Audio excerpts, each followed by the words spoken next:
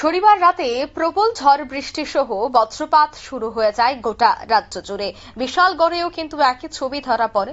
বজ্রপাতের সময় অর্চনা দাস এবং মৌসুমী দাস দুই প্রতিবেশী নিজ ঘরে অবস্থান করছিল। ঠিক এই সময় হঠাৎ করেই ঘরের বাইরে বজ্রপাতের ঘটনা ঘটে।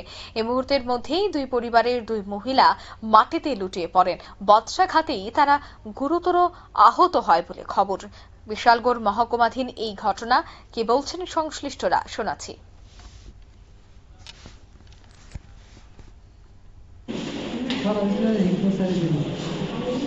কোন জায়গায় কয়টার সময় হয়েছে? তাই নাকি ঘরের ভিতরে না বাইরে আছে? আচ্ছা, কিভাবে বুঝছেন লাগছে? আচ্ছা আচ্ছা, এখন তাদের অবস্থা কিরকম?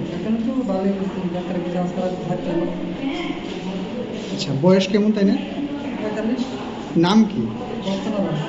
আপনি কি হন? এখন সুস্থ আছে না? আর কতজন, কি অন্য কেউ আহতের কোনো খবর আছে? একজন মানে বাড়িতেই পড়ছে। আপনারা শুনলেন পরিবারের বক্তব্য। কমলাসাগর বিধানসভা কেন্দ্রের নিহাল চন্দ্রনগরের ধনছড়ি এলাকার এই ঘটনা। বজ্রপাতে কিন্তু আহত হয়েছে দুজন। আহতরা বর্তমানে হাসপাতালে চিকিৎসাধীন। নিয়ে নিচ্ছে ছোট্ট একটি বিজ্ঞাপন বিরতি, সঙ্গে থাকুন।